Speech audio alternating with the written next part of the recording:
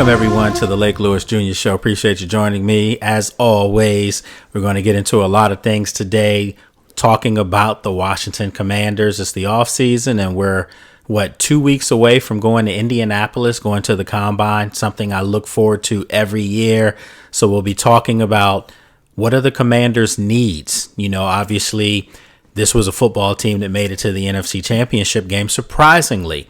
And I think that they're on the fast track right now to be one of those teams that's going to try to vie against the Philadelphia Eagles, the Super Bowl champion. The Eagles are up here, and the Commanders, and I would say maybe Detroit, perhaps Minnesota, those are the teams that are, if Philly's here, they're right here. But I got to tell you, folks, I think the Commanders have the second best chance as far as representing the NFC in next year's Super Bowl. So we'll talk about that as far as power rankings.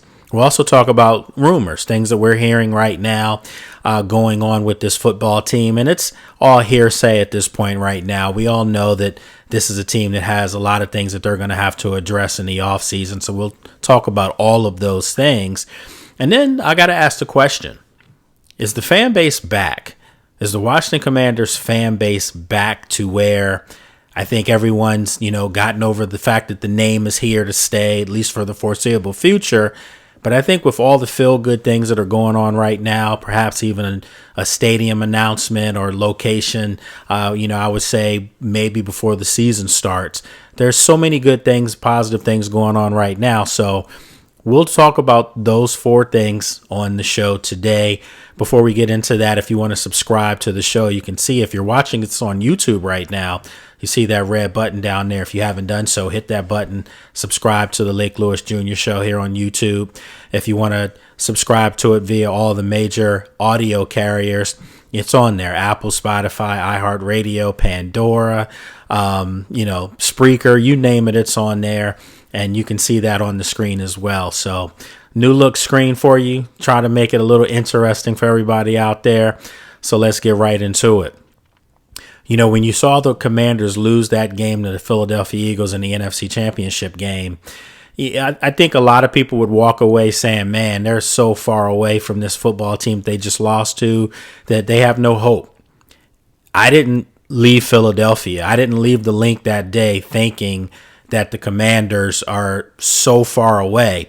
I think I left that stadium thinking if they hadn't turned the football over, if they hadn't, shot themselves in the foot, maybe the game would be a little bit more competitive. They weren't beating the Eagles that day. The Eagles were the better football team, and they rightfully just demolished Kansas City and won the Super Bowl.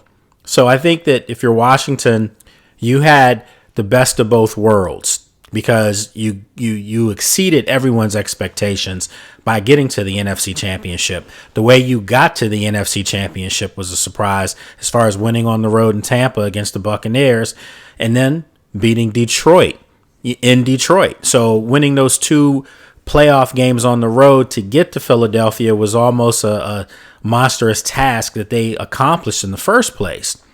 But I think for Washington to lose to Philadelphia and lose the way they did, where they saw that they shot themselves in the foot, and then when they needed stops on defense, they couldn't get them. When they needed plays on offense, some guys put the ball on the ground. I think that was a win-win for Washington, ironically. In a defeat, yes. I think it was a win-win for them because it gives them a chance to address this offseason as far as what they need to do to be able to consistently compete against the Eagles. Now, we know that they beat the Eagles last year, in the regular season. And Jalen Hurts was out in that game, and that was a big blow for Philadelphia. Big blow. But Washington nevertheless won the football game. Jaden Daniels had an incredible game in that comeback victory for Washington. But I think when you go back to the Thursday night game in Philadelphia, Washington was coming off a short week. They had just played the Steelers, a physical football game. Should have won that football game at Northwest Stadium. However, they go into Philadelphia on that Thursday night, and they battled Philadelphia. At one point, they were up 10-6 in the fourth quarter. So it was a football game that I think got the attention of the Eagles, okay? The second game, the Eagles were looking like they may be on their way to steamrolling Washington. Saquon Barkley, big runs. A.J. Brown scored. And it looked like this one might be over quickly. But Washington hung around and Jalen Hurts got knocked out the football game. And the rest was history. So the third game in the NFC Championship, Washington fought their way back in the second quarter to cut the lead to 14-12. They didn't get the 2-point conversion where it was 14-14. That would have turned the whole momentum of the football game. But we all know the penalties, the Eagles come down, score, kick off, Jeremy McNichols fumbles. Yeah, we know the whole story there. But I think for Washington, what you saw in that football game was a couple of glaring things that the Eagles do to everyone. And that's up front, as far as the offensive line play of the Eagles, and that's up front on the defensive side of the ball for the Eagles on their defensive line. They win in the trenches. They dominate and take over the trenches, and I think that that's where Washington clearly has to address everything that goes on. You have to address the offensive line because you have a superstar at quarterback in Jaden Daniels. Folks, this kid right now is a top 5, no worse than top 6 quarterback in the league after 1 year. That's how elite he is. Everyone's talking about this second-year slump. Stop it. This guy's too talented for that. And when he has more to his arsenal as far as weapons that he can get the ball to, he's not going this way. He's going that way. He's going to keep ascending. And because of that, Washington has a legit chance to be an NFC contender year in and year out. That's right. They're a contender now. We're not getting to the power rankings just yet because we're going to talk about that today as well. But surprisingly, I'm going to give you my power rankings as far as my top 5. And yeah, Washington's in there. So we're going to talk about that too. But I think if you look at the needs of this football team, clearly you're going to have to address the elephant in the room right now, and that's Sam Cosmi. Sam Cosmi, your best offensive lineman, tore his ACL, and a guy that size, he's not going to be back anytime soon. And that's no matter if he works his tail off, which I'm sure he will to get himself back on the field as soon as possible. But that soon as possible is probably going to be halfway through the season. He's going to be on the PUP list for sure. So that's 4 to 6 games. Then they're going to have a window to bring him back to see if he can, get himself ready. That's going to be another up to 21 days. So that's another 3 games. I would venture to say that Sam Cosmi's not going to be back on the football field, if at all. He'll be back by week 9. Okay. That's just my prediction. I'm not a medical doctor. I'm not telling everybody this is how it's going to be. I mean, I did do medical school, but no, that's not just, for everyone out there. I'm saying my own assessment. I think Sam Cosmi week 8, week 9, at the earliest. Okay. So because of that, Washington's now looking at a situation where maybe if a left tackle was there, you can move Brandon Coleman inside. And maybe Trenton Scott starts next year. He filled in admirably, did really well for my money, enough for Washington to take a look at bringing him back and having him be the starter at right guard until Sam Cosmi can come back. So if that's the case, you're still going to have to draft some linemen. You're still going to have to address it in free agency, and you're still going to have to address it because of the green and silver up in Philadelphia.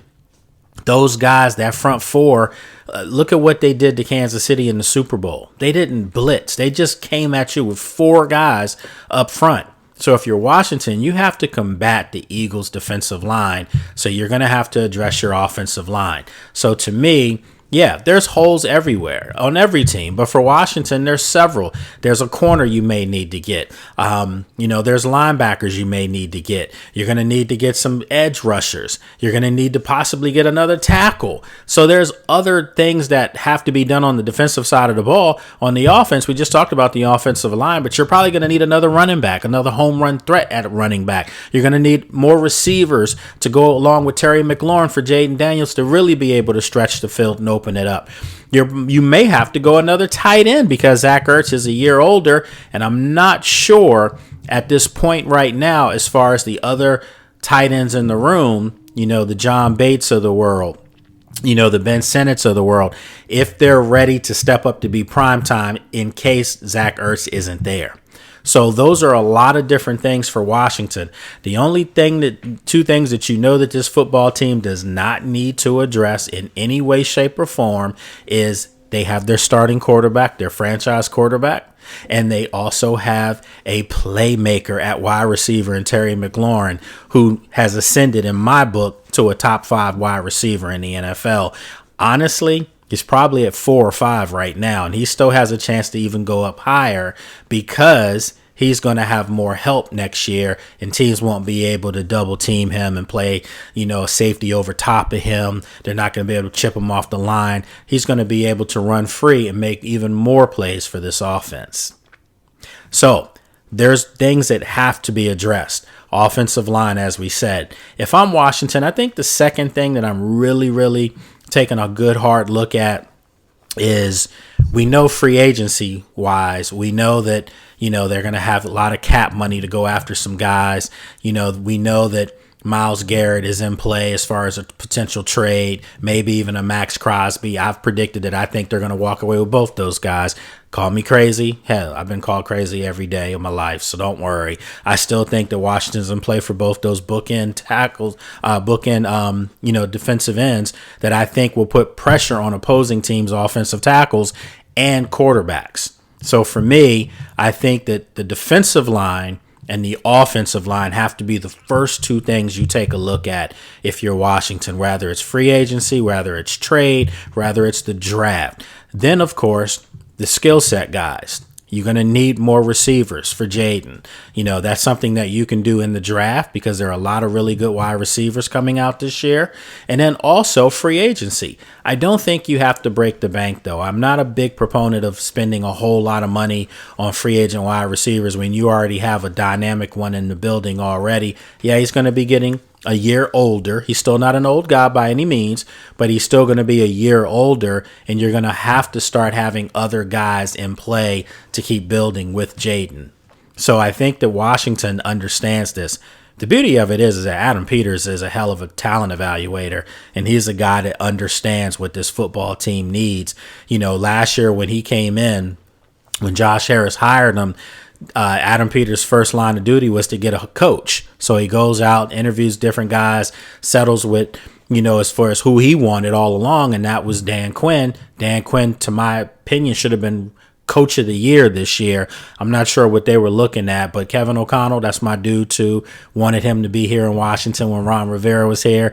Didn't even get an interview to be offensive coordinator. That's a whole nother story. But I'm okay with Kevin O'Connell getting it, but I still think Dan Quinn should have been the NFL head coach of the year, because if you take a team that won 4 games, the year before, matter of fact, if you take a team that had 10 wins combined over the previous 2 seasons and you eclipse that, with 12 regular season wins and then 14 by the end of the season, by the end of your campaign, that's called coaching, man. I don't know what else to call it. So not trying to be homer, not trying to be biased. I'm okay with Kevin O'Connell because the Vikings, I don't think anyone thought that they were going to be what they were. They were basically a final game, season finale game from being the number 1 seed. They lost that game to Detroit naturally and ended up as the 5 seed. But still, this was a football team that had a drastic turnaround, and they did it with a journeyman quarterback. Yeah, I'm calling Sam Darnold a journeyman quarterback because he's probably not going to be back in Minnesota next year. He'll be on another team. So Kevin O'Connell was coach of the year. If you look at this football team as a whole, everyone's asking, was this lightning in a bottle? Was this a one-year wonder? Will they fall back next year to being just a so-so team? And my answer to you is resoundingly, hell no. They're here to stay. This is a good football team. I told you guys last year after training camp that I thought this team was capable of winning 11 football games. Well, they won 12. This year, I'm telling you, with a couple tweaks here and there, this football team should be in contention to be back where they were this year, and that's the NFC Championship game against Philadelphia, because I'm calling it. It's going to be Washington, Philadelphia again for a sequel to the NFC Championship game. And I think Washington has a chance to win that game if they can go out and make a couple of adjustments. So with that said, that leads me to our power rankings, okay? I'm telling you right now, nothing's really changed from the way the season ended. I mean, the Eagles are number 1, okay? Kansas City's number 2. I know some people might say, oh, number 2. Yeah, they were going for a three-peat before they got slapped, okay, by the Eagles. So they're still a dominant, really good football team, okay? They lost 2 games this year in the regular season. One of them doesn't count because they sat all their guys in the season finale. So, yes, Kansas City's number 2, but the Eagles are 1, Kansas City's 2. I'm going to go the Ravens, number 3, okay? I still, for the life of me, I'm a huge Lamar Jackson fan, and for the life of me, I still think the Ravens are due for a Super Bowl. I really do. I'm not saying a win, but I'm saying an appearance, and it could come as very well as next year. I'm going to say it right now. I got the Ravens and Washington in a Beltway Super Bowl. I can see it happening. I know the Eagles have a lot to say about it, and the Chiefs have a lot to say about it, and I wouldn't be surprised if those teams are playing yet again, for a third Super Bowl in 4 years. Okay, but I think Baltimore's number 3 right now. I'm going to take Buffalo at number 4. So let me rephrase that. Let me go back and give it to you again. The Eagles 1. Kansas City 2, Baltimore 3, Buffalo 4. I still think Josh Allen and company, I think they're going to get him some more help. And obviously they've got to figure out what they're going to do with James Cook, but I think that he'll be back in the fold in Buffalo. So you have your quarterback, your running back, and now you need to go out and get yourself a super, super talented wide receiver. Perhaps a T. Higgins could be in play in Buffalo. That would be something to take a look at if you're the Bills. But I think Buffalo needs to shore up some things on defense too in their secondary. So I think that they're still a really, really, really good football team. So I have them at number 4. The number 5 team might surprise you. Could it be Detroit? Well, could it be Minnesota? Could it be Green Bay? Could it be Denver? The Broncos had a surprising resurgence this year as a football team. Could it be the Chargers? Harbaugh went out there. Jim Harbaugh went out there and did his thing and took them to the playoffs. Could it be the Houston Texans? Again, C.J. Stroud had another strong year, and he took the Houston Texans. Say that 5 times. He took the Houston Texans, back to consecutive playoff appearances. But for me, the number 5 team on my power ranking is right here in the DMV. It's the Washington Commanders. And I say it, and for everyone thinks I'm going crazy, I'm nuts. Listen, they were in the NFC Championship game because they have an elite franchise quarterback. They were in the NFC Championship game because you saw how good Terry McLaurin was. They were in the NFC Championship game because of a culture that is in the building now. Guys played for each other. The man to your left, the man to your right. They played for each other and with each other, and that's always a recipe for success. So they did that, but they did that with not a whole lot of talent from 1 through 53, okay? Now, if you go out and you bring the talent grade up, the talent grade for me for Washington this year was a 74, okay? Naturally, your quarterback's in the 90s, mid 90s. Terry McLaurin was in the low 90s. I mean, so you had 90 plus players at 2 of your key positions, and they produced and they showed out. But I think when you look at it as a whole, this roster had some clear holes, some sheer talent deficiencies at certain places.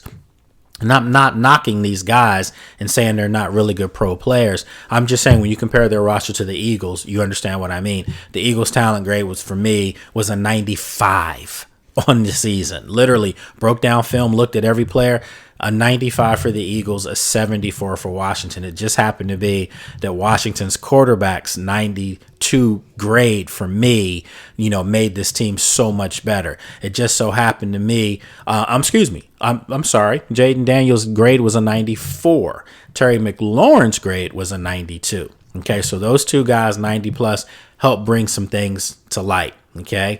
But I think you have to clearly get some other guys in play to make this thing viable, to make this thing a real legitimate threat against the Eagles. And I think they will. And that's why I say I think Washington and the Eagles are going to be on a collision course. I think Washington takes the step that the Detroit Lions took this past year.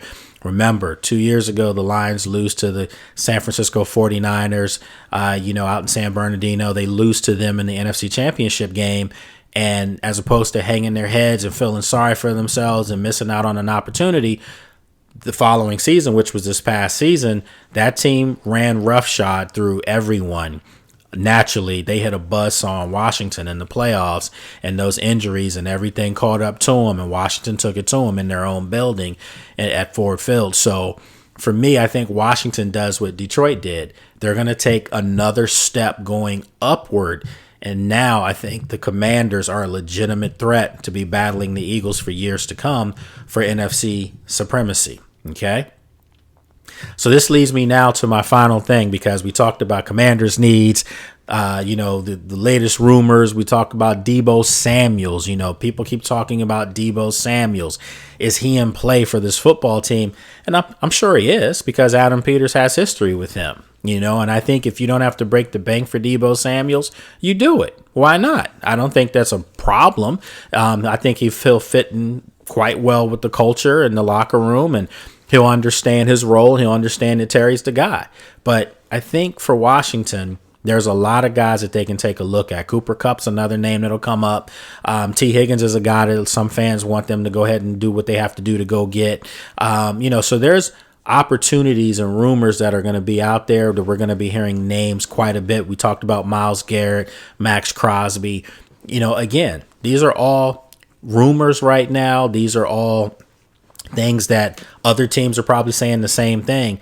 But the difference is Washington has the third most cap money available to go out and get some of these players as far as free agencies, and also be able to entice, their draft picks, because if you can free up some of your draft picks, and again, I want to say this to the fans out there, you have to understand that the Commanders' whole philosophy now is they're going to be picking low in each round. That's how they're thinking going forward. This year is going to be the norm. It's not going to be years past where they were always picking in the top 10. The norm is going to be picking in the low 20s or high 30s. Okay. That's going to be the norm. And it just so happens to be that they're picking 29th, as far as the first round. They're the 29th pick in the draft this year. And you look at each round, they're going to be picking at that spot every round. So I think going forward for Washington, they look at it like they're going to be in Super Bowl contention.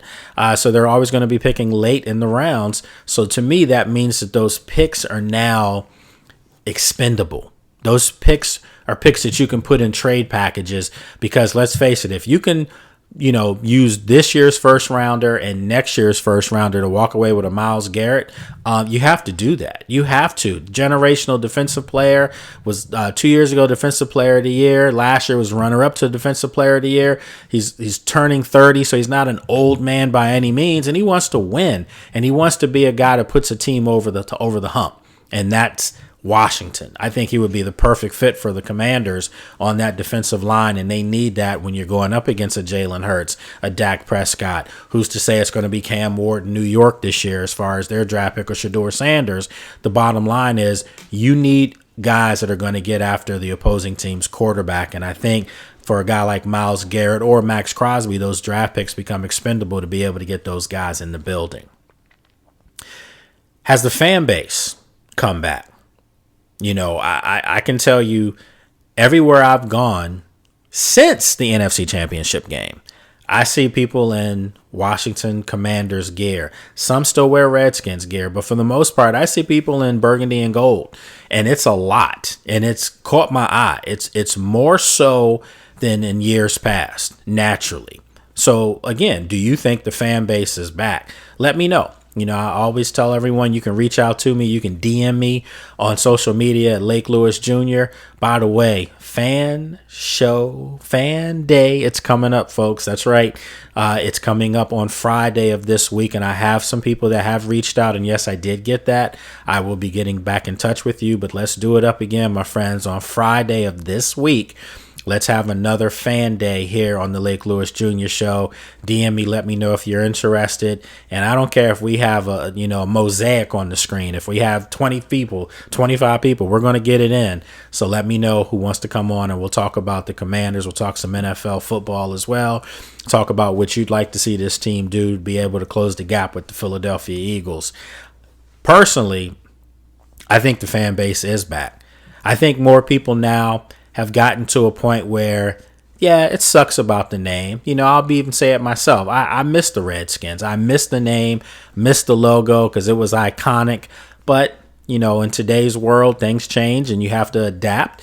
And whether you like it or not, you're going to have to adapt because that name's not coming back. I do think the logo's in play. I think we're going to see that again. I truly believe that, probably sooner than later. However, I think the fans now have gotten to a point where they just wanted to see good football. They just wanted to see this team be worth something on the field. And this playoff run that they had this year, man, it brought back a lot of good memories of the good old days. And now I don't have to keep talking about, I remember those good old days. Well, now I can say I remember the current days. I'm part of it. I can see it. I'm in the locker room. I can see it with my own eyes. I can see the guys and how they went about their business this year. And it was awesome. Best locker room I've ever been in was this year for the Washington Commanders. And I truly, truly mean that. It was a professional group, pleasant group. Everyone was accessible to talk to. And I think they represented for the fans. And I think that that's what the fans saw themselves, and they embraced this team. It was almost like that team became family to a lot of you guys. And it was seen, and they felt that love for sure. So I think that they know that they have the fan base behind them going into next year to get this thing over the hump and start talking about Super Bowls here in DC. So for me, I think the fan base is back for sure. I think people are excited about this team. I think you're going to see even more people taking over the stadium next year as far as just burgundy and gold fans. And this year was the first year I've seen that stadium. It was formerly FedEx, now it's Northwest. But this was the first time, and I would probably have to go back a decade to say that it was more pro burgundy and gold fans in the stadium this year for every game. I didn't see one game where the other team just totally took over the building like in years past. So that comes with winning. That comes with success. And I think that for this football team to be able to have the success that they've had, now it brought everyone back. And next year it's going to be even louder. It's going to be even more raucous. It's going to be even more exciting because there's expectations now. And you have a star player, like I said, in Jaden Daniels, and you have an expectation for the front office, Adam Peters, the coaching, Dan Quinn, Cliff Kingsbury, Joel Witt Jr. There's expectations for this team to take another step and be a legit Super Bowl contender. And because of that, people are going to want to be in the stadium. Fans are going to want to come back. Fans won't feel embarrassed to wear their gear around town anymore, to be looked down on or scoffed at. Now people are like, you know what? Them Commanders got a little something going on here. And this is other fans for other teams that are saying these things. They see it. They see it. They see in the rearview mirror that Washington's come up on them now and getting ready to go past them. So, yes, the fan base has made its way back. My friends, man, I appreciate you guys joining me. I appreciate you taking time out of your day to watch this or listen to it. Remember, subscribe. I appreciate everyone's support on this thing. And we're going to keep it rolling throughout the offseason. On Wednesdays, myself and Rio Robinson, we're doing live shows on Wednesdays to keep this thing going as well. So make sure you check us out on there. You subscribe to his podcast as well. And then, of course, you can check out my good folks over at Sports Journey. They're running the business for me now, doing a great job. I've stepped away from it, and now they're taking it over, doing a wonderful job as well. I mean, it's still mine, but I got people doing their thing with it, and I'm letting them run with it. young bloods got some new ideas, new way of doing things with the business, and I'm excited about that. So make sure you check out, Connor Forrest, DJ Bland, Serge the Shooter, Bob Matthews. Check all those guys out over at sportsjourney.com. So look, I'm going to wrap it up today. Appreciate you joining me. We'll be back on here on Friday. It's fan day, remember, so make sure you reach out. Let me know if you want to come on, and we'll do it again on fan day and have a lot of fun with it. So, my friends, appreciate you. Be safe out there. Take care.